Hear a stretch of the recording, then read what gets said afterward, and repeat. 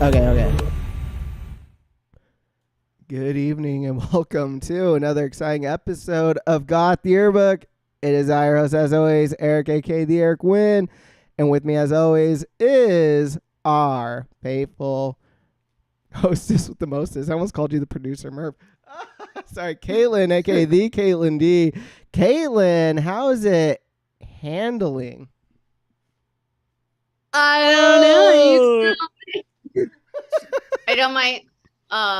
For the listeners who are not on the video, I have a new hand tattoo and I like it. It's fun. The finger hurt really badly. Yeah, that was a bit rough, but it was, yeah, that's all. New tattoo, fun times. How are you doing? How are you handling things in your Good. new studio? How's it new studioing? Yeah, how's the new studioing for the listeners at home? I've been kind of posting this up on Instagram bit by bit for the last few weeks. I am slowly. Oh my God, my neighbor is literally choosing right now to hammer something. I don't hear it. Oh, that's good. So, as you can see for the YouTubers at home, I'm slowly putting it together. Actually, this won't be my final setup of where the camera is, but the other wall right now is completely blank because I bought like a bunch of stuff to hang up, like cool posters, things like that. You can kind of see already there's one that's like a bunch of old Goth Yearbook episode art. Lacey made that for me a while ago, and I'm going to make a couple more, and there'll be like a collage of that will be behind me, which will be cool. But it's all blank over there, so I swiveled it around so that way people will be like, see something. Because I couldn't like show up at this episode and be like, well, here's just a big old blue empty wall behind me. Because I feel like that would just be teasing out too long. So right now we got a little something. It's just nice to see you not shoved up against a bookcase. Yeah. Right. But you do have a bit of a like YouTube tutorial vibe. Like I feel like I'm about to watch one of my Etsy girl videos. I did get that vibe from myself as I was setting it up because I was like had like a conflict of like I can't show up to this fucking shit after posting so much about it for the last month with just like a blank wall. And as I was setting up like the side swivel, I was like, good Lord, I feel like I'm about to be like, all right, gamers, and this is how you're going to jerk off Bowser on today's episode. I was not into that. So I don't know. We'll see. Maybe I'll just shove myself back into a bookcase. It's disconcerting only because you're looking like over there, you know? Yeah. But that's okay. Yeah. We'll live. Next time it's gonna be fucking super psyched out. But anyways, yes, you did get a hand tattoo. How's it hurt? Is it hurting like shit right now? No, it's fine. What am I allowed to ask what it is? Is that like the shitty thing to do? Oh, I mean, it's like literally I did not know what to get, and I have there's a tattoo artist down here that I really like as a human and an artist, and I've been wanting to get more tattoos, but in my 30s I've become much more of a little bitch as far as like it's just not what I'm focused on, like getting tatted up with like money or like my pain threshold. Like I'm healing my body, so it doesn't feels counterintuitive to then go like get a giant scar, you know? Right. But he has been someone that I've actually like I don't do almost any body work down here, but for some reason I've been very called to do body work on him, like cranial sacral work, and he was really excited about trading. So we're just trading sessions right now, and that I could get down with basically, you know. Yeah. And so this is basically this morning I was like leaving the house and I still didn't know what I was getting, so I just pulled a tarot card and it was the Ace of Cups. So this is inspired by that, and the card is all about renewal, new beginnings, and that's great because I don't think we've even talked about this on the show, have we? I don't think so. Like, yeah. I'm kind of wrapping up my chapter down here in Mexico. It's about to be high season, like October 1st, and prices down here like double basically for housing and stuff in the high season. And I've been so fortunate, just like in all my housing situations here. I've been living in houses that are like way beyond my financial capacity.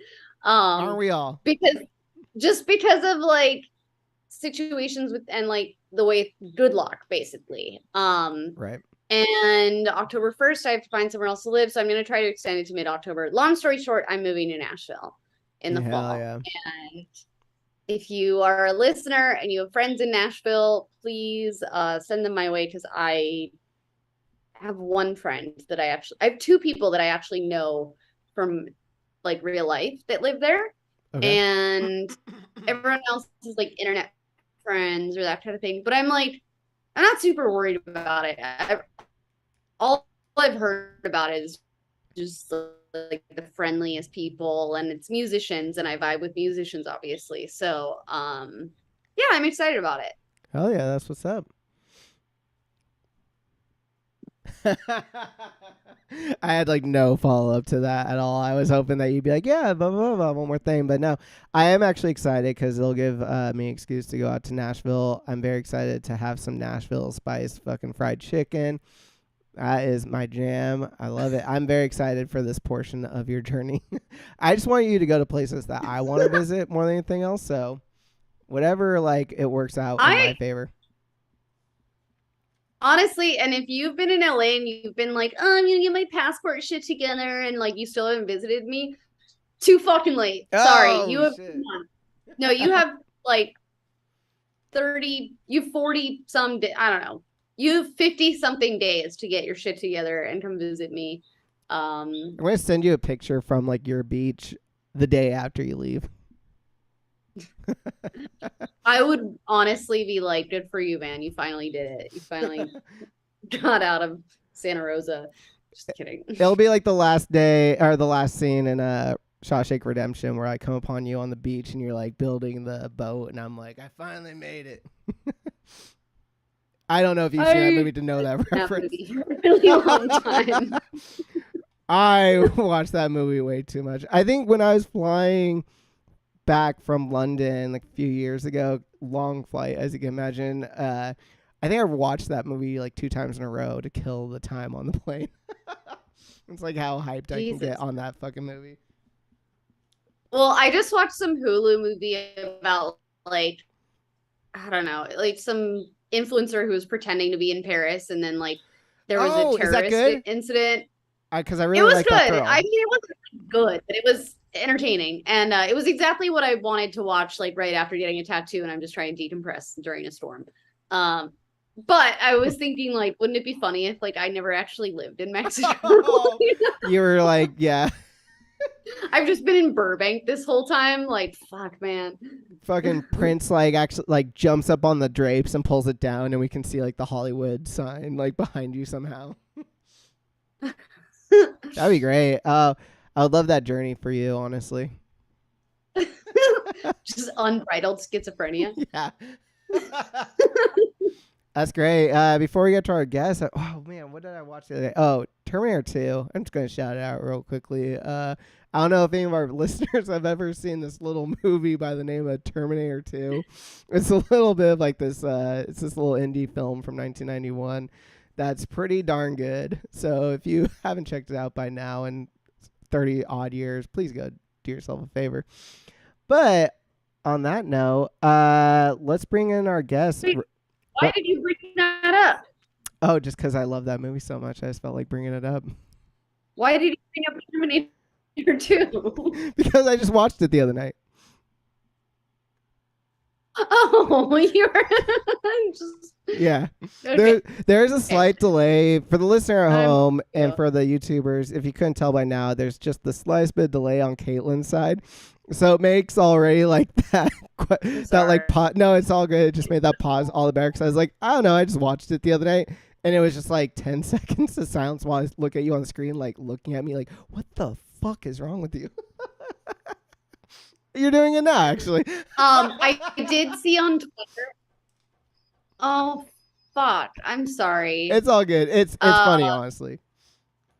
I mean, it's going to be more annoying than... I'll just be really quiet this episode. I might leave and come back when you first intro, Chris. Oops, I spoiled the surprise. But I did want to say, I saw on Twitter, someone posted there was like, someone had a car accident in Burbank or something. And like this naked guy, he like crashed like an excursion, some giant black SUV. And he gets out of the car completely naked. He's holding his pants and he's this tall, white, like jacked dude.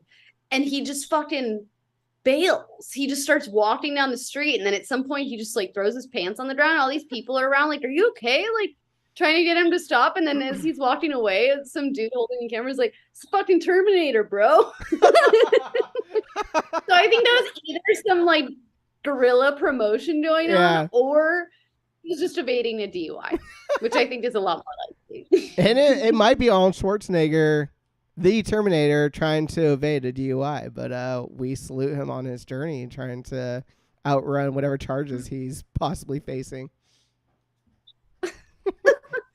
Well, on that note, yeah, Caitlin, why don't you hop back in, hop out? But in the meantime, we're going to intro this guy in. We're talking about a returning champ here right now, ladies and gentlemen. That's right. This gentleman has been here before. He's going to make it happen right now. We're talking about the one and only Chris of Coma Girls, coming in fresh off the release, or actually I should say in about 2 weeks, the release of his new album, No Umbrella for Starflower. Please give it up for Coma Girls. Are you there, sir? Oh, Yo, yeah. hello. How's it going? Hello, I'm good. How are you? Good, good. Oh, everything on the screen is working for me right now. For the listener at home, we're talking about an Undertaker shirt, and we're talking about a Tasmanian Devil coffee mug right out the gate. Oh, arms folded Taz, no less, too. That's my favorite Taz, when he really just does not give a shit. 90s as fuck over here. How you been, man? How you doing? It's been, I think, a year and some change since we last had you on the show. I think it was like February of last year. Yeah, I'm good. A lot has happened since then. Yeah, It's no been shit. an eventful year and a half. I mean, in the world and in myself. Yeah, Yeah, I a know. lot's gone down. How are you? How long? When did you start recording the new album? Like, when did that start happening? This past year or last year? Years ago, it was like a really slow process where I'm working with my friend, who's a producer named Christian Paul Philippi. Okay. And he's like a super busy guy. So he basically slotted me for like 1 day a week for like a year and a half, and a lot of those sessions were just like 4 hours long. Mm-hmm. And I would come in there and I played mostly everything on the record, like maybe like 95% of it. So, I come in and do drum tracks and then hit bass and then, start doing rhythm guitars. And like next session, I come in and do leads and vocals and synths. And so, like kind of slowly building this record for like a year and a half. So yeah, it's been like a long time coming and it's finally coming out. So it feels good to kind of like turn the page and move on to the next thing. Hell yeah. Yeah, there's a lot going on the record. Kind of like went full schizo on it for sure. Well, yeah. So when you were last on the show, I remember like I did a deep dive into your music, and I think I told you when you were on the show how a lot of it reminded me of when how did I phrase it? It was like when like in my mind, hearing your kind of older stuff, it was like when 90s bands were starting to pay reverence to like 60s pop stuff. So like bands like Mercury Rev, Wilco during like their Summer Teeth album, Flaming Lips during like Soft Bulletin, stuff like that, which I loved. It was like it hit Mercury Rev, like it hit all these like sweet spots for me. And the new songs, like the 2 singles I've heard so far, are so incredible. Like it's such a, you really are pushing yourself into like new territory. I can hear it. Like there's a lot of different weird sounds going along. There's how would I phrase it? There's a lot of like more intricate things happening and things that are like a little bit, they're not as like palatable in a good way. Like it's like a thinking man's kind of pop and art pop and like power pop type stuff going down. And I love it. That's like totally my jam. I'm so into it. I can't wait to hear like the rest of this album right now. Thanks. Yeah, I think that's a really cool way of putting it, because I've kind of, I mean, there's been like a lot of different kind of incarnations as far as like the sound, but I'm never really consciously trying to create that. I'm kind of just writing songs and I'm like, oh, these are like country songs. And then I'll be like, oh, these are like full blown, like crazy shoegaze psych rock songs. And yeah, it's never, Like I'm never really aiming for anything. It's kind of just what comes out naturally. But that's been like the overtone of like the whole discography for this project, I think, is pop music for the thinking man. That's kind of a good way of putting it, where it's like these are really basic pop songs that I'm writing, and Right. then I just like blow them the fuck out, like with production and soundscapes and string arrangements and different stuff like that, and try to keep it very like lyrically intimate and like personal. Right. Yeah, I That's think kind of always, yeah. Yeah, I'm glad you said the word psychedelic because that's actually one of the words that also kept coming up for me. It was like very heady psychedelic stuff going on. Like several of the the two songs, like several times I had to like re-listen because there was just like a lot I was taking in, and that's I can't express like how fun that is when like your music's already something that I've like really gotten into. Like I put actually one of your songs on like a pretty popular Spotify playlist that I put out called Power Pop, and like a lot of people always comment how much they really love your song. And these two new songs I've been like digging into so far, it's just like repeated listens, like you keep hearing like a new soundscape, I keep hearing like okay, like there's like a layer, like another vocal, it's kind of like throwing it off. I love it. It definitely like threw me for a loop. It wasn't what I was expecting from the new stuff, and I love that. I love like talking to someone that I feel like kind of gets it, because like, you know, like I said, it is kind of like schizo pop where there's so much going on. And like for me, like as the listener that created it, it's like when I'm re-listening, it's like there's so many like strange harmonies or like textures or things going on where it's like it's hard for me to just like not focus on that one little harmony thing and like take in the song as a whole, you know? Right. So it's like I hope that just the average listener tuning in is kind of just like having a lot hit them at once. And for me, I'm kind of dissecting it constantly, you know, Right, just yeah. like, oh, there's a lot going on this record. It's definitely not like some Ramones shit where it's like 4 tracks and a vocal. It's like, Yeah. there's a lot going on. Which there's like, I mean, I love it. I mean, I'm a music fan at the end of the day, so I love it all. I love that there are bands like that out there. But yeah, this is like definitely in my wheelhouse of stuff that I really vibe with. And it's funny, actually, the first time I listened to, I don't know which of the two tracks it was, but I know that I was at work and I had to like immediately turn the volume down because I was talking to like a coworker, and I hadn't like quite turned up the volume completely yet. And for 2 seconds, I actually thought like two different songs were playing at the same time because there was like a little bit of like this, it was like two things like layered on top of each other, and it was like throwing me off. And then like I started turning it up and I realized it was like your song. It was just all there, and I loved it. Like it was, it threw me for a loop in the best kind of way.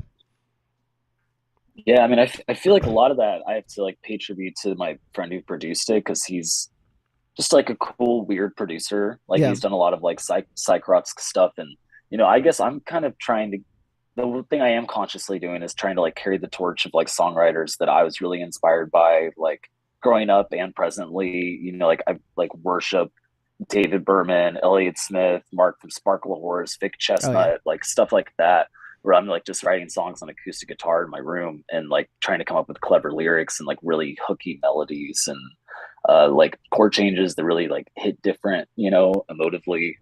And yeah, so when I bring those to Christian and I'm like, let's make these fucking weird, you know, and like that's the fun part Yeah. for me, is just like kind of getting them out, and then I was like playing with them and making them more interesting and experimental in the studio. Hell yeah. And you said it was like about a year and a half? Yeah, you guys are making me miss the whole. Oh, sorry. I'm just gonna shut up. No, chime in. You're good. Well, I was gonna say, just listening to I haven't like recorded with other people or played with other people for quite some time, and it's like making me nostalgic for that, because it is such a fun process when you take a song that you're like, it's kind of too simple, or like I'm not doing enough and it just sounds like whatever, but then you like maybe you get in the rehearsal band, or you Yeah, like in the studio this time around, I don't play synthesizer, but he's really good with like, you know, plugins and weird like synth shit. And like, you know, we get all the synths done on this record. There are a couple things where we use like some vintage synths and organs, but like a lot of it was just like with a Korg mini log, where like I was like, this is the piano part, and I was like, make this sound like fucking crazy. Like do whatever you want on your end, you know, like sweet. so I just kind of like play catch with him and just throw shit in him, and hope he, you know, catches it and turns it into something cool. And I guess me and him, like, because he worked on it for a while, we like really developed this rapport together where we work really fast and really well together, and a lot of it's kind of like unspoken, you know, where we're just like in there banging shit out. It comes out really naturally, and I'm like moving really fast. A lot of the stuff is done like first or second take, just 'cause, like, I know the songs and I'm playing everything. So yeah, it's really just been like really fun working with him. And like I'm already working on another record with him that is like turning a corner where, you know, maybe like one or two more songs and that's going to be done as well. But I'm trying to like you know how things go. It's like that'll come out like next year, you know, like next summer. So yeah, just trying to stay present with this because we did work really hard on this record and it's finally coming out, so it's exciting. Yeah, it's hard sometimes to like maintain the momentum for like an album when you worked on it for that long and not get tired of your own material. But if you're working with someone that's actually like spinning it into something that's like a little different, then I imagine it's a little, but I know that feeling where it's like, oh, I'm finally releasing this song that I wrote 6 years ago. And like, how am I supposed to still like be excited about like posting about it and be like, oh, this means so much to me? Because I'm like, well, it did mean a lot to me. And now it means like something, I guess something completely different. But sometimes I'm like, I don't even know who that person was that wrote this song anymore. Like, Yeah, I mean, I was a full-fledged drug addict when I did this record. Like, if I'm being totally transparent about it, like I would come in there after like going on a 4-day run and like be like crying while recording and shit. So it definitely does feel like a little like milestone, not a milestone, but like just a moment in my life, you know, that I I don't know if I'm gonna make that record again, you know. So yeah. it is cool to kind of have that be a chapter in the book. And my next thing will probably be a little more focused and a little more pop centric and stuff. A But little more clear eyed. yeah, Yeah. a little bit, yeah. I think like I know a lot of artists and musicians listen to our show, and it's something that like I know I've brought this up before, but someone said to me that I really respected really early on in like my songwriting journey, I'll call it, but like I hadn't put a record out that I was like no longer super passionate about the songs, but it was all finished, you know, and he was like, you have to like put it out in the world, you know, because like it's not about who you are. Like I think it's easy to get sort of like this like focus on like where we are with it and where our careers are, how much money, you know, and like what we're doing. And we forget that like a record is literally it's a record. And like at one point in our lives, we're gonna be old. Some of us are still going to be playing music. Some of us won't have played music for many years. But either way, we're going to be in like a totally different era of our lives. Besides all the people listening to it, that's like a whole other element where it's like, who knows how it's going to affect those people, you know, even after we're gone. But like to have something that like totally encapsulates like creatively where you were at a certain part of your life, it's like such an underrated part of being an artist at all. It makes it kind of worth it when it's like it's a lot of blood, sweat, and tears that goes into it too. Totally, totally. And I feel like, you know, my dad's a writer and he's getting pretty old. He's like almost 80 years old.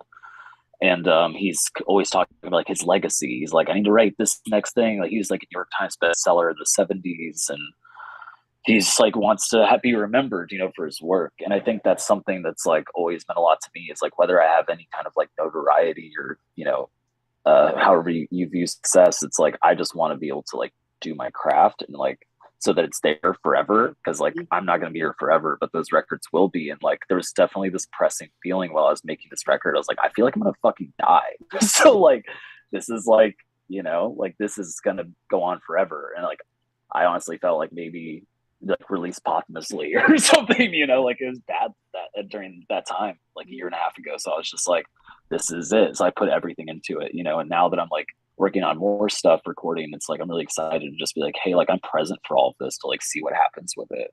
Because like you never really know, you know, until it like comes out its ears and see how people react to it. And then all the PR surrounding that is like such a headache kind of. I've been working with my label and this PR company called Baby Robot that have like really tackled the stuff I don't want to do, where I can just like create and let them do all the kind of paperwork and pencil pushing for it. Yeah, I love those guys. I actually I was they had kind of like proposed me working with them before I left LA, but I just was like, I didn't really have anything left to like do in the I was like not still going in it, I was kind of wrapping up, so it didn't make any sense, but they're really cool.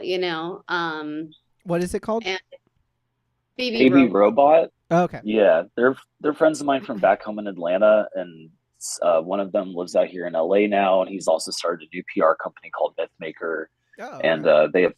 they have some like publicists that live in New York working for them, so it's kind of like they're bi-coastal, but Yeah. like New York, LA, Atlanta are like three places they operate out of.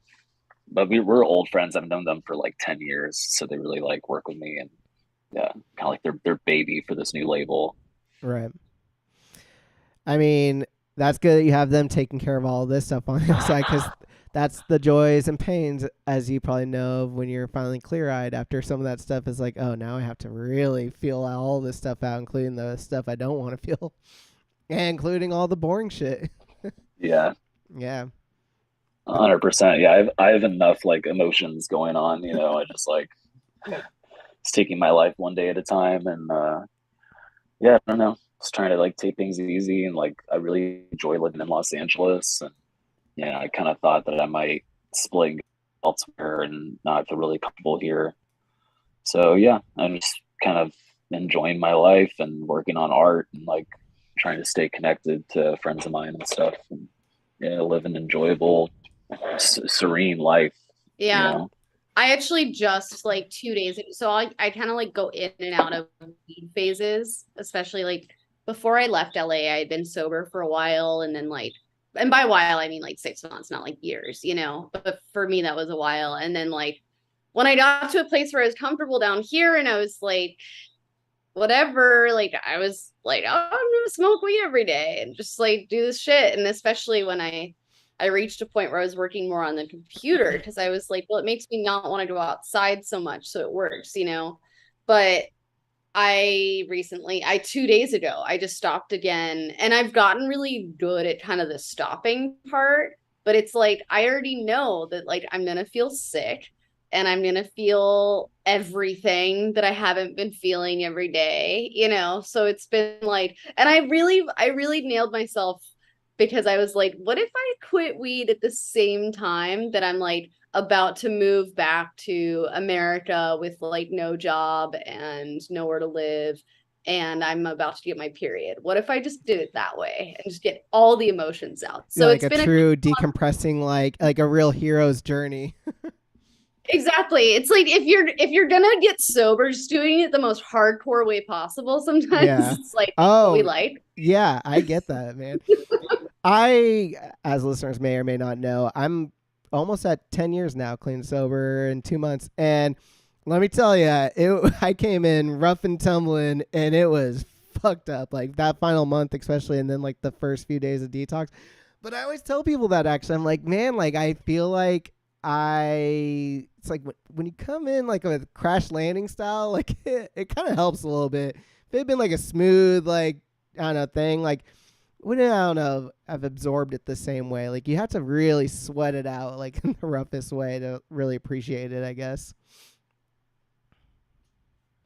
Yeah, Yeah. I mean, I feel like weed was like a main offender for me, where it's like, I like had notions of wanting to get sober because I was like doing a lot of drugs, and I was drinking and like hanging out at bars and going to shows constantly, and like worked in venues for years, and I was that's like the real like domesticated drug, where I was just like at home smoking weed by myself all day, every day, probably since I was like 13 years old. So it's like that was definitely like the last horse to die on the track, where Right. it's like that was when things really started to change for me, is when I finally cut that out, and I was like, oh wow, I've just been like a fucking like duff face stoner for most of my life. So yeah, that's definitely Yeah, I relate. helped cutting that out. Yeah, I relate to that, man. And it's so funny now because like even all these years later, it's like I can handle a lot of my shit a lot better than I used to. But then every so once in a while, like all it takes is like getting one bill from like, I don't know, like an insurance thing I forgot, and like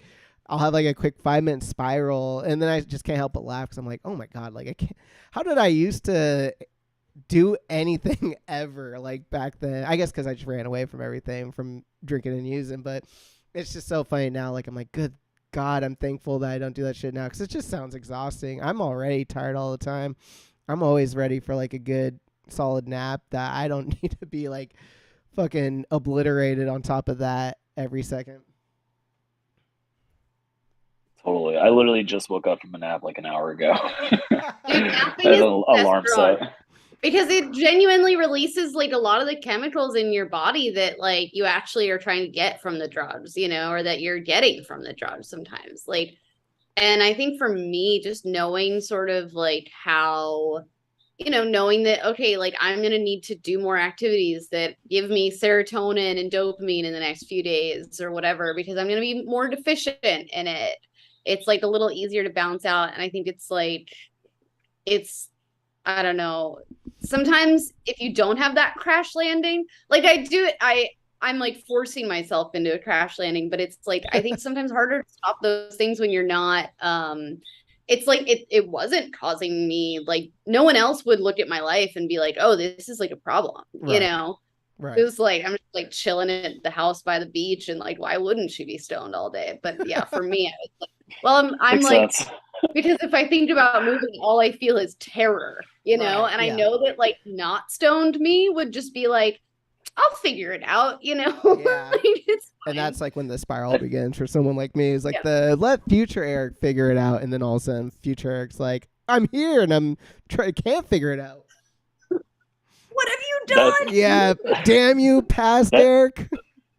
done? that's it though. It's like we're getting older, like I turned 33 this year, which someone told me that's the year Jesus was crucified. I didn't know that. But Yeah. Yeah. yeah, it's like we're getting fucking old, man. Like That's why when my I turned body feels 24, I old. was like, suck it, Jesus. I wonder if Pussy. Jesus took naps and was also like, I'm getting older, guys. It's rough.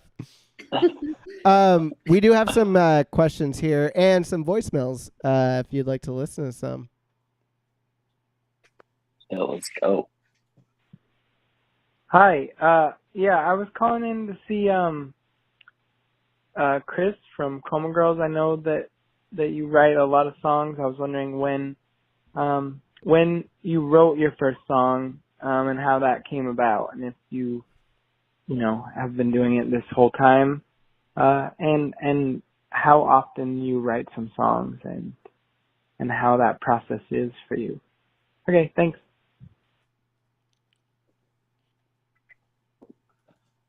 That's a cool one. I'm like sitting here looking on your shelf and I'm looking at that like black and white spiral box set. Is that the Smashing Pumpkins box set? Hell, good eye, sir. It certainly is. That like a huge staple of my youth. That was like the first band that got me into anything with Smashing Pumpkins.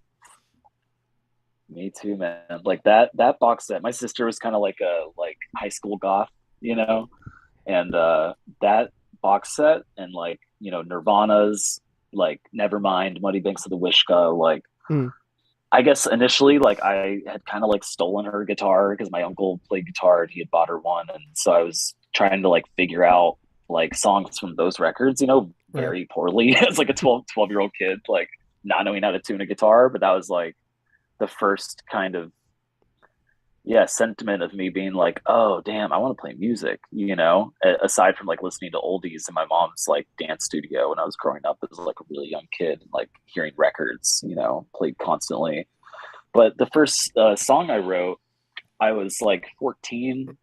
I kind of remember it vividly because like stuff happened from it. Like I had this acoustic guitar and I was writing songs and I was kind of just like playing like little power chord songs, and I wrote this song, and I had this like kind of like shitty little pop punk band that I was in like when I was like 15, and we did like the battle of bands at my high school, and we won, and then I got asked to do like the people that were doing it were 99X. So they had me come in and like do this interview with this guy English Nick, who was kind of like it seemed like a big deal DJ to me as like this 15-year-old kid, and now I like follow him on Instagram. He's kind of just like this old guy, like whatever. But I wrote that song, and then like I went into the studio and like played it, and I think that was kind of the first time my parents were kind of like, oh yeah, like this is cool, you know? Yeah. Like before that, it was kind of just like them getting mad that I was listening to some song that was like, despite all my rage, I was just like throwing the CDs out the window and fucking Right. yelling at me and like telling me that it was satanic. You know, I was like obsessed with Marilyn Manson and shit. So, but yeah, I feel like that was kind of like the first one. And sorry, my phone's dying. And yeah, I just kind of like hit the ground running after that. Like I just really loved the release that it gave me, like where I was able to write lyrics and like have like a complete song that was a complete idea. And I've just been doing that same exact thing for like 20 fucking years now. You know, that's like exactly what I do. Like I sit down on piano or with an acoustic guitar and I just write, and it's like the best therapy, you know? Yeah. So yeah, I guess that was kind of the first one, and I've been doing that ever since, you know? Dude, I relate to all that. My older sister was definitely like a 90s classic, 90s goth, and I got into the Pumpkins because of her. Stole her copy of Melancholy and the Infinite Sadness and her box set when I was a kid. And first song I ever learned was Same. Disarm on the acoustic guitar from Siamese Dream. I learned Disarm because it's like a classic, like E minor, like kind of acoustic-y, like it almost, if it wasn't a Pumpkin song, it almost sounds like it could be like a youth group song, but it's a great song. It has a staying power, but Yeah. definitely like a good like beginners like acoustic guitar kind of song. And I get it, man. I don't write music the way that you and Caitlin do, but I do understand the therapeutic value of sitting down with an acoustic guitar or at my piano and just like playing stuff and just like not having a preconceived idea of what I'm going to do and just like letting stuff kind of just flow out. Definitely, I mean, one of the most therapeutic things someone can do besides therapy. Totally. That was like, I just remember being like 15 or like 14 maybe, and like you hang out with like the freaks at your school, and it's like, if you could play Today, the if you could pick up a guitar and do that, and if you can do a kickflip, like you're fucking cool, man. Yeah. Like let's go smoke a shitty like little metal pipe bowl in my parents' backyard. Like so real. So That's real. Do you, old school, dude. Galen, do you remember the first song you would have I mean, I feel like I have such a different journey, but like sometimes I'm like, I just don't belong on this show. So I was like really never a goth. I do remember though, I haven't remembered this in a while actually, because I normally think, oh, the first song I wrote was this song on like ukulele called Goddess Grotto. And it was like right away, a friend of ours was like a producer, and he was like, oh, I want to record that. And I was like, oh, this music stuff is easy. Like, cool. Yeah. You just write songs and people are like, we produce it for you. You're like, oh, Easiest there's thing ever happened to producers that are people. just hiding around the corner, always ready. I was like, if this guy wants to produce my first song, imagine who's going to be producing like my fifth record. Me. It was me that produced my fifth record. 10 years later. No, but I wrote this. So when I was a kid, I still do this, and I know this isn't quite the same, but I loved, like, I would just always be singing out loud and like making up songs like about what I was doing, you know? And I had this song that I would sing whenever I was, for some reason I have this memory of making croutons out of like old bread loaves, you know, with like my sister. And I was singing this song, and I still remember it was like, there's a little bit of everything in my bread was the song, and it was about how the whole universe is like contained within my bread. And then what's super fucking weird though is my sister's kid, like a year or two ago, came up with a song that was like the exact same subject matter. And I'm like, this is in our DNA to write about like the universe being in our bread for some reason. It's in our DNA to sing the songs of the breads. Isn't that funny? Like as a kid, like sorry. Go like, ahead. No. Go ahead. I was like being as a kid, like before you could even play music, just like kind of like singing songs in your head. Like I still do that. Like all I do is like sing songs to my dog all day, like stupid little made up songs, you know? Yeah. I honestly, like I have been focusing more on writing like fiction and nonfiction, like actual writing, not songwriting the past. And that was a deliberate decision for me, because to me, if I have too many, like, it's sort of like when I started playing music, I stopped painting, because it's like, I know a lot of people can sort of do it all, but for me, like I have to contain the energy into one thing or else it just sort of goes everywhere, you know, and nothing I'm doing feels like consistent or focused. And so I sit down and play guitar like 20 minutes a day usually, and it's usually just all my old songs, and it feels great. But like I haven't had, every once in a while a new song will come to me, but then like if I sit down to write it, it's sort of gone. But then by the time I wake up the next morning, it's like I have writing to go to like write, and I don't really care so much about the song. Because to me, it's like it's just that experience of channeling that's fun, right? Yeah. It's just sort of tapping in whatever flow state. I think that's like the fun part. And for me, it's such a cliche, but artists say this all the time. It's like, it's not me writing the song, but every song I ever wrote, especially the good ones, I can't even like remotely explain how I wrote them. You know, it's just like I heard it and I played it, and I had like pretty limited musicianship. So sometimes I would hear something and not be able to play it, and that song never got written. You know, I'm sure someone else wrote it. Yeah, that's so sick that you said that, because that's actually like my experience like with songwriting, where it's like all my best stuff. Like whenever if I like sit down to write a song, I'm like, what is this song about? Like, let's write a song today. Like it's never happened like that. Like not once ever in my life, and ever in a lot of songs where it's like it just falls out of you. It feels like, you know, God is speaking through you, or we're just a catalyst, you know. And to just like kind of get out of the way and just like let the song form, and then like by the time you're like halfway done, you're like, how did this even begin, you know? So that's always been my experience with it as well, for sure. Yeah, the coolest feeling is when like, and this has only happened to me I think once or twice, when like I actually was playing a song and wrote the whole thing as I was just like playing and singing it, you know. And then it was like it took as long to write the song as it took to play it for the first time, and it was like, oh cool. Nice. Yeah, I like what Jay Mascis said about songwriting. He's like, it's kind of like fishing. You know, you just sit around, you wait for a little bite. You know, it's just like a lot of just kind of like tuning out, and waiting for it to hit you. You know, instead of trying to find it. And sometimes you get a nasty fish, but sometimes you get a nice juicy one. Sometimes you catch a boot or an old tire. Yeah.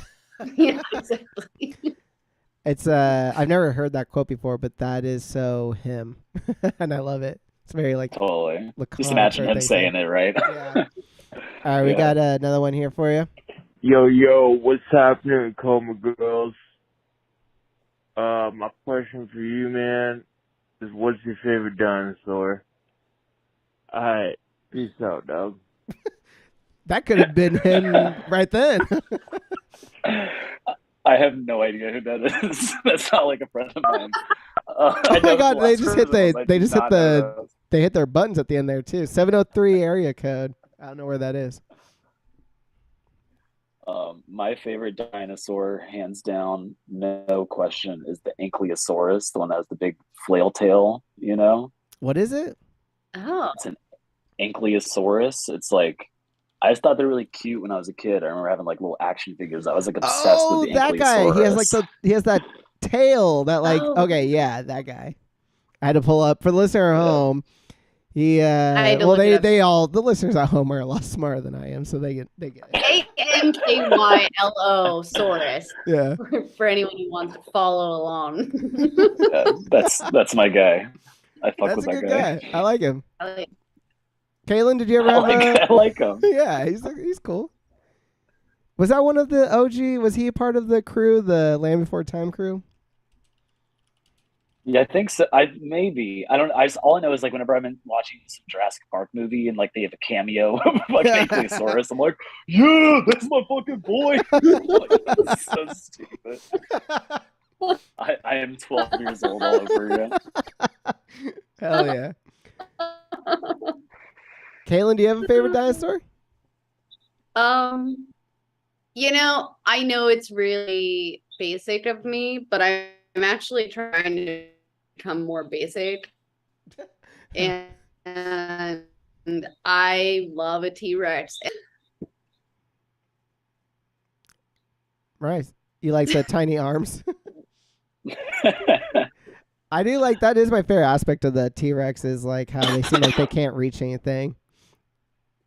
I feel that way all the time. Yeah. I also feel like I have uncontrolled rage sometimes. massively destroys things. I think it also is just really cool, like their roars that they do in the Jurassic series. Like apparently it's like the sound, the way they make that sound is they compile like 200 animals screaming at the same time and like stitch it together. No shit. I love that. I don't know if either of you are familiar with the movie Jaws or its many sequels, but one of my favorite things is in Jaws 3D, the shark roars like 2 or 3 times, and sharks are not capable of roaring. That rules. Yeah, I love that. That's some good shit. Shout out Jaws. Yeah. First Spielberg movie.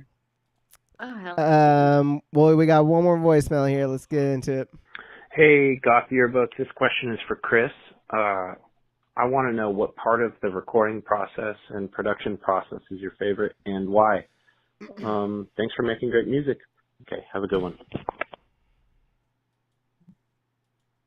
Thanks, man. I mean, definitely the least favorite part for me is drums, which I mean, like a lot of producers are like, oh, drum sounds. And like for me, like I've played drums since I was like 10 years old. Like I'm pretty decent at drums, but I've never like tried to get really good at drums, like I'm not trying to be like some like jazz metal drummer guy. But like whenever I'm playing drums for my stuff, they're pretty like simple for the most part. Mm-hmm. So it's kind of like just getting the take, like that's the one that'll take like 7 or 8 takes to get it right the whole way through one take. And then once the drums are done, then I'm like, whew, okay, now let's like build the song, and then I like do the bass, which was like my first instrument. Like I played bass for a long time. I used to like teach bass. So that's pretty easy.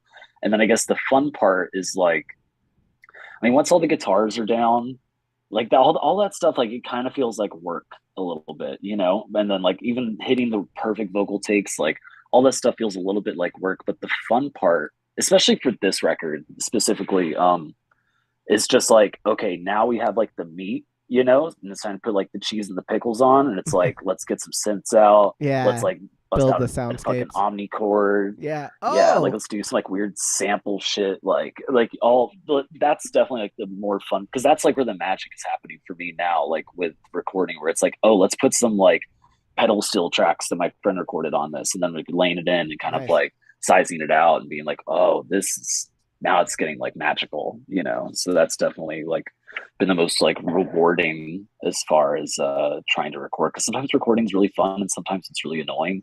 But just being able to listen to the finished product at the end is definitely like, that's the stuff, like the real glue that holds it together. Otherwise it kind of just sounds like a rock band. But whenever there's like something really weird going on along with it, that's definitely the most fun part for me, just like the experimenting kind of. Nice. And like pre-post, Did you actually bust out an omnichord for this one?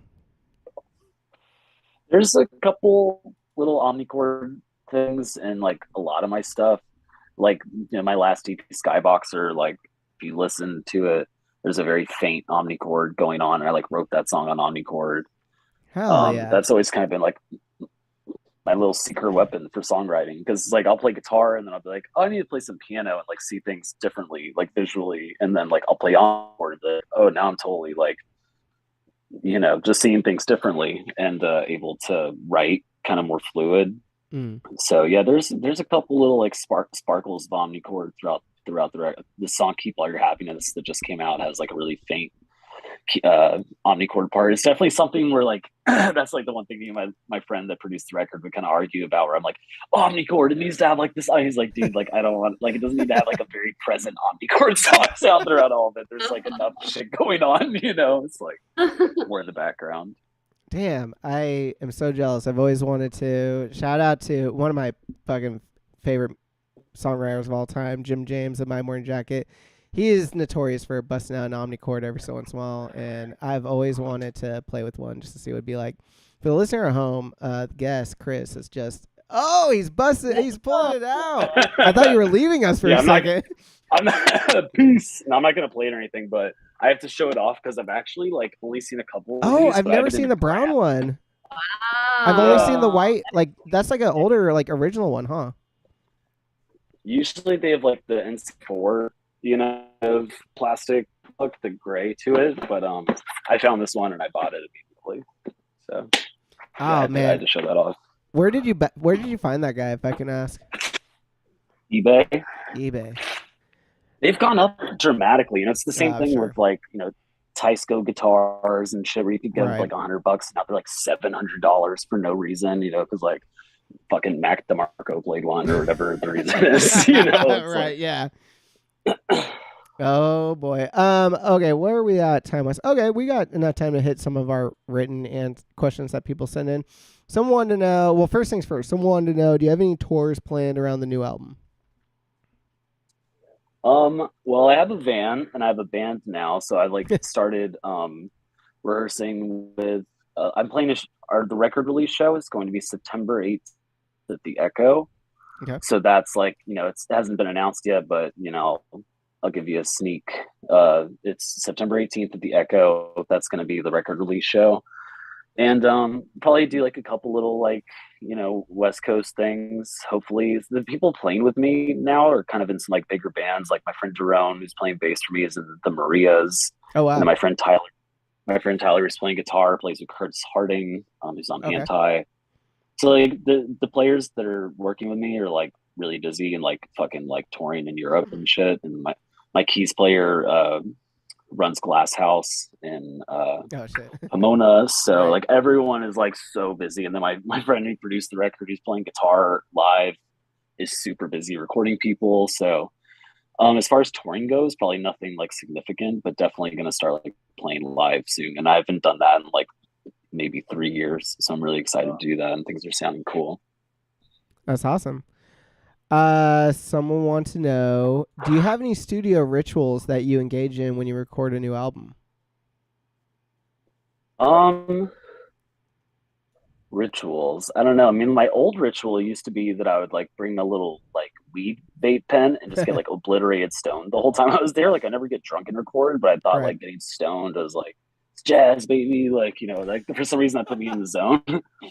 And lately I've been realizing that is all bullshit, and I'm actually a lot better at recording when I'm not fucking stoned. But this thing, man, this is like The thing with the weed, bane of it my just makes existence. the weed just makes you think it sounds really good. That's the thing. Yeah. Right. It's like Yeah, exactly. incredible. It's just like a C chord. Same thing with food, you're like, this is the greatest burrito of all time. Oh yeah. But yeah, definitely these little fucking stupid tobacco vapes. I'm a nicotine fiend, and What I is smoke that them one? religiously. I don't know. This is a flume. a flume. It's a flume, but it's like these. It's like the rubbery ones. Okay. Oh, wow. Very oral fixation. Yeah, it's exactly. Exactly. Yeah, I just like the way it feels. But yeah, I don't know. I definitely like vape hardcore the whole time. The whole time that I'm recording, I'm vaping a lot, and I don't like, some people like chilling in the studio, like you go hang out and like Right. take a lot of smoke breaks. Like I'm not like that. Like I'm very like business when I walk in there and like fucking working. Like like we're not hanging out. Like this is Right. time to get our hands dirty. Yeah. So if anything, yeah, it's like I just kind of come in like no nonsense for That's sure. What was your favorite song in junior high? Junior high, that'd be middle school, right? Yeah. Yeah. I used to love like the like kind of radio rock stuff that would come on like alternative channels, like whether it was like Hemorrhage by Fuel or like Anna's Song by Silverchair, or those kind of like anthemic pop songs that had like a rock and roll edge, fucking like Jeremy from Pearl Jam or something like that. Probably one of those, something along those lines. Nice. But yeah. What is the most inappropriate object in your fridge? So my girlfriend is kind of a health nut, and I recently started using flax milk for cereal. Nice. Like Wow. I don't fuck with milk. I'm like not a milk guy. Don't drink Good. milk. But I put it in cereal, and Right. I've been eating flax milk with these like, little healthy cereals instead of like fucking corn pops or whatever I'd eat my whole life. So I can't really tell the difference. So does it go, okay, Caitlin, maybe you'll be the good guide on this one. In the hierarchy of milks, is that like below oat? Is it like dairy milk, almond milk, oat milk, and then flax. Is that even like healthier and crazier than oat milk? I have no idea, but I'm like really obsessed with Red Scare, and apparently Anna and Dasha were talking about oat milk having seed oil in the milk, and it's actually like not healthy for you at all. So like all these people ordering like oat milk lattes are idiots. But flax milk Oh, is good apparently. I don't know. I I just mean, like eat what she gets. yeah, it's all like whatever your fucking body does well with. Everyone's different. It's also like, I don't know, if you can make oat milk at home in 5 seconds. You just yeah. blend oats with water and strain it, you know? And I actually down here though, that you can buy like raw milk here, like untreated milk. And I fucking love that. Like I haven't drank milk like that in so long. And there's something, it's like I feel like I can get like a whole meal just taking like a sip of it, you know. And I don't drink it very often because sometimes it does freak me out a little. But my roommate is actually she's like into nutrition and health coaching and stuff, and she has like she'll eat like raw liver and keep like drinks the raw milk, and I eat a lot of raw yogurt and stuff. I don't know. So to me, I'm like I haven't been having the all that. I don't know.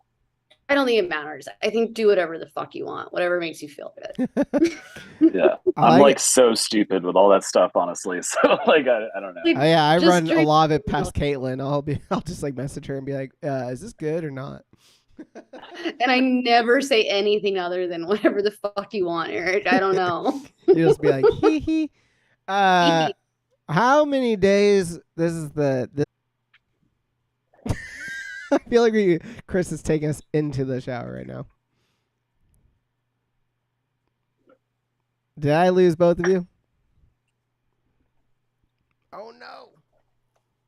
Bro, I couldn't hear anything you were Okay, saying. You were super glitched out. Could you hear him, Caitlin?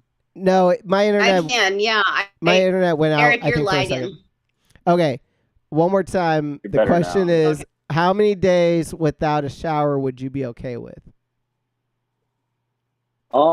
Usually I've been showering more like every day or every other day, but there are definitely times in my life that I've gone like a week without taking a shower, and I like don't wash my hair that much. Like I kind of like having greasy hair, so I wash my hair maybe like once a week or something if I'm lucky. But it's definitely an improvement. Like when I was a kid in high school, I like never showered. My hair would like naturally dreadlock, and I had this pair of pants that I wore like every single day. And I made this little like tallies on my pants, like with like how many days I'd wear them without like washing them. It's like I used to be pretty grimy, so I've definitely come a long way. But yeah, I shower like every other day or something.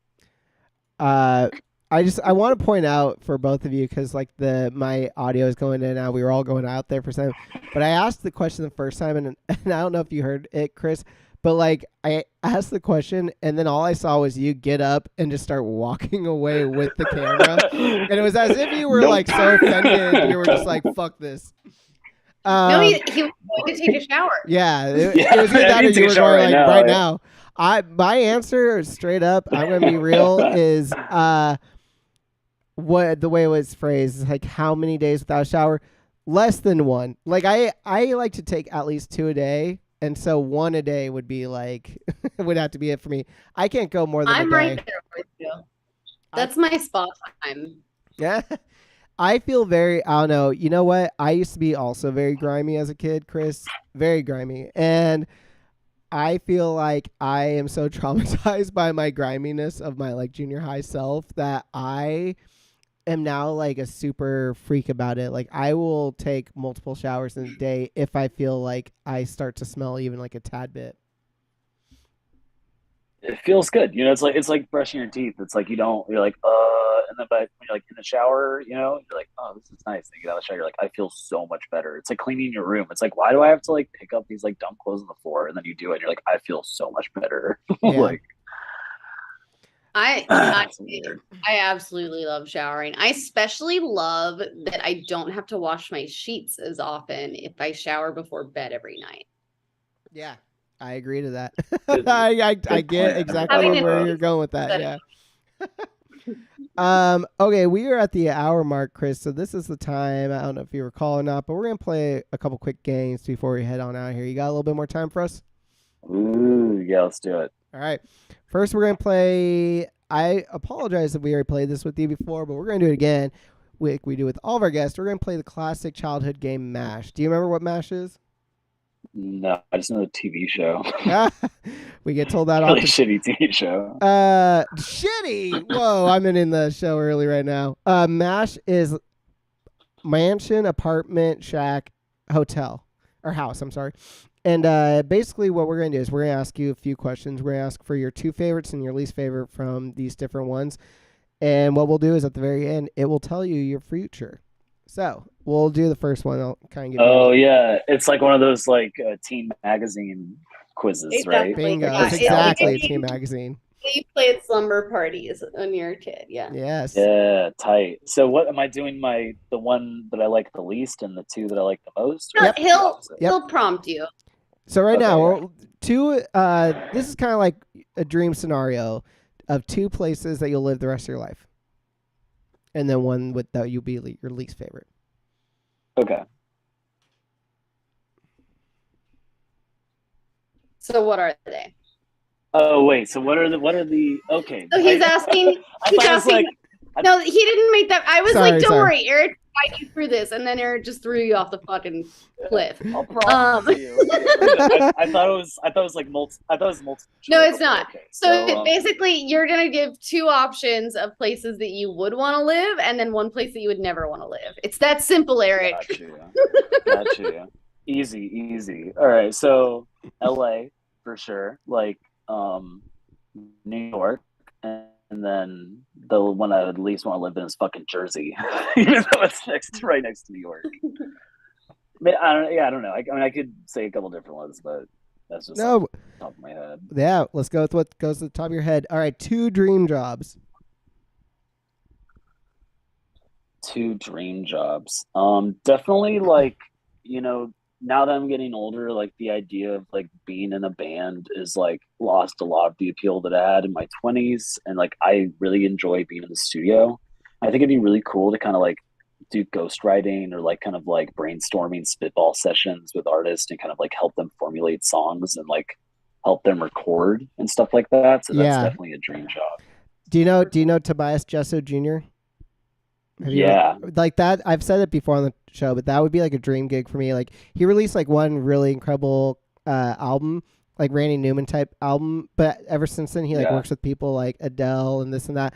It's just like that'd be a dream for me. Like just like knock out one classic album and then after that just be like a studio head for other people. Like yes, please.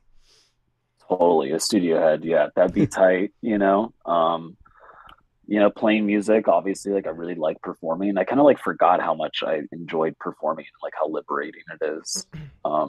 That's definitely up there as well. And then what would be your least favorite job? I don't know, probably like a cop or like a parking enforcement person. I just cannot imagine. I cannot do it, man. It'd be so soul sucking, soul crushing. 2 of your favorite colors. Black and orange. Whoa. Halloween. There you go. And then what's Least your least favorite? I don't know if I have a least favorite. What color would you like never wear? Maybe pink. All right. Real men wear pink, but I don't know. I would never wear. I don't know. Maybe I don't know. Not to say it like that. I don't know. Controversial opinions coming from Coma Girls Chris. If you're just joining us, I'm gonna get canceled, dude. I'm gonna get canceled because I don't like pink. What are 2 dream vehicles? They could be cars. They could be other modes of transportation, but these would be your modes of transportation for the rest of your life. That would be dreams. I just bought because I was in like a really horrific car accident, like almost died a few months ago. Oh fuck. And I was in a Honda Fit, and it was like a tiny, little car. But I bought a Honda Element, and I don't know why they discontinued those because it is like so sick. Like I've had a lot of cars, in my life, and it is definitely like my favorite car I've ever had. I'm pulling it up because I forget what they look like. Oh, okay, one of those squares. Yeah, they're good for camping, good for loading gear. It's like rubber floors. I have a dog, so it's like Nice. it's pretty sick. But I mean, like probably a fucking Tesla, or like I don't live in a tank like Apex Twin or some shit. I Yeah. don't know. And then what would be like the least favorite? I don't know, probably like a PT Cruiser or something, like some car that just some PT Loser midlife Chrysler. Oh man, you are definitely of the same era that we are. Okay, 2 crushes that you would end up with. These could be celebrity. These could be people in your life. These could be fictional characters.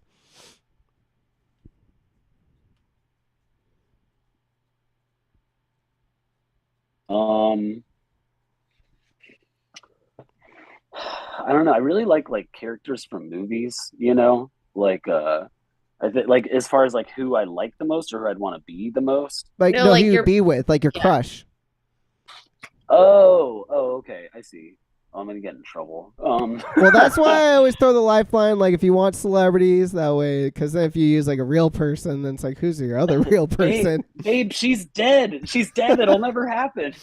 I think like maybe like Angelina Jolie, like Hackers era, you know, Oh like shit. 90s Angelina Jolie with a little pixie cut. I think that was like a mutual crush for me and my girlfriend. Yeah, she was pretty smoking. Yeah. Ariana Grande is definitely a huge crush of mine.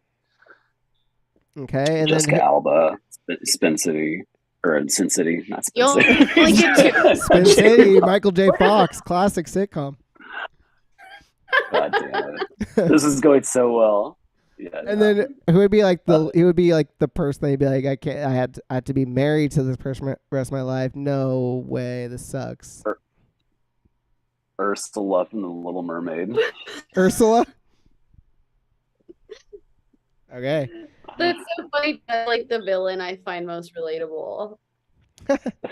She's hot. She's hot, bro. Ursula's hot. Boss. No cap, dude. Can I get 3 random numbers? 33, 88, and 69, dude. Hell yeah. What was the middle number? 89? Oh, the year you were born. Yeah, or 88. It's Sorry. my jersey number when I played soccer. Oh shit. Oh. Power forward. Attacking center mid usually. Oh shit. Fuck. Yeah, as a striker sometimes. I played like really high level soccer when I was a kid. Hell And I yeah. started smoking pot, skateboarding, chasing girls. That's what happens to the best of us. 2 of your favorite animals. Koalas and Ankylosaurus isn't an animal, is it? Yeah, I don't know. Koalas. What other animals are tight? English bulldogs. I have a bulldog. It's like my little Pokemon. And then what would be like your least favorite animal to be stuck with? Like whenever people are like, look at my little.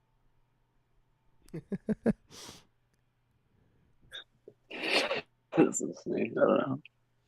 All right. I'm going to draw a circle and you tell me when to stop.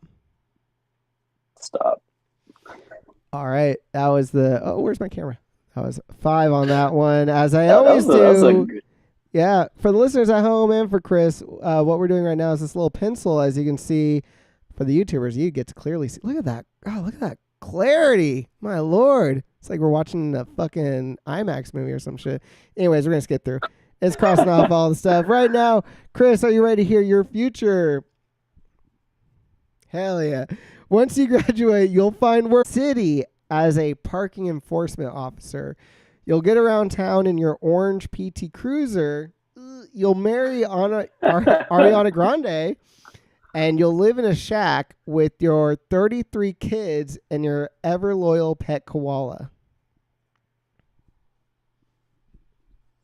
I love it. It's the dream life, dude. It feels like one of those little, like, you know, those like little fortune teller things we used to remember. Yeah. Like Very those things. similar era. Yeah. Like played back to back at recess kind of thing, or like on your break. Totally. The cootie catcher, that's what that was called, right? Catcher. I think that's what we. Catcher. That's what we. And I looked up on. Okay, I feel like maybe this got brought up on the show. We've gone down this Yeah. hole. You are right, and I thought you were insane. Yeah. Anyway, we got one more thing for you, Chris. Caitlin, did you pull up a quiz? I do. I have a very serious personality quiz taken from our old standbyallthetest.com. Yes. Written in 2005 by Jenny the Alien Slayer. And this is a 10-question quiz that asks the question, will you survive the next alien invasion? So we're about to find out. I don't know where the fuck I Eric guess the aliens got him. I did not survive. That was fast. All right, question 1. You are sitting at home when suddenly SpongeBob is SpongeBob or Bog? It's the SpongeBob is interrupted by a It's news like broken English kind of thing.